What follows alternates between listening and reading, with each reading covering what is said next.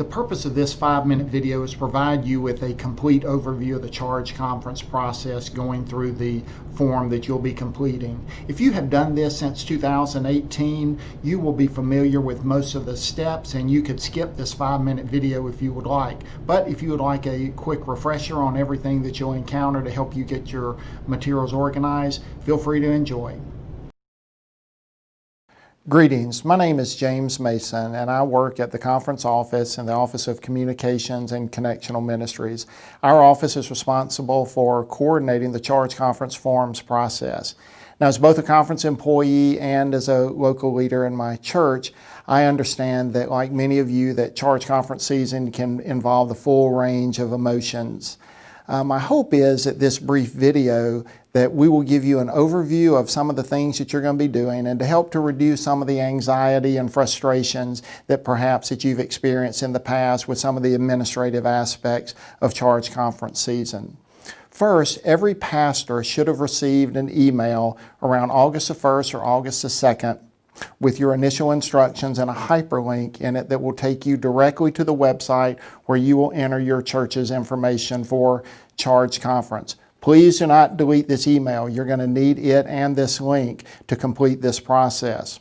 One of the things that you'll quickly see on the email is that we have very detailed instructions because for many of you, you want to have step-by-step, very methodical process on how to complete these forms.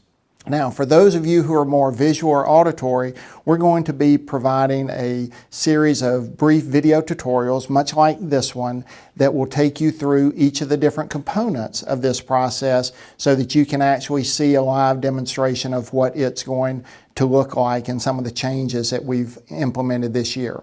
Now, while we are implementing a new process this year, we want you to know that this work is going to be very strongly connected to our database system, Brick River, that your district offices have used for several years now. It's our hope and our expectation that because of this connection, that going forward each year, that we will have less and less change because we'll simply be building upon the system and the foundations that we normally use in this process. The church dashboard tool is going to be one of the first major changes that you are going to notice in this process. And we really believe it's going to be a big time saver for you at the local church. You're no longer going to have to do repetitive entries of names, addresses, and phone numbers of the same person over and over again if they're just serving in different positions on different committees at your church. For many of these individuals, you will simply be changing an end date if they're going to remain in their current leadership assignment for the coming year.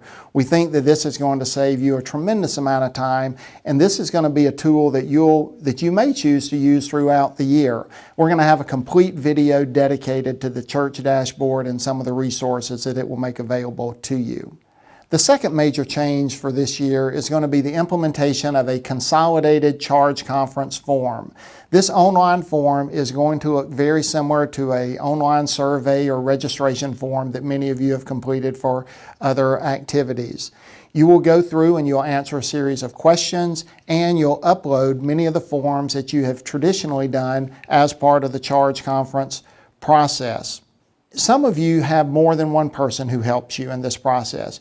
Feel free to share this link to this site with them and they can go on and complete their portion of it while you do your portion.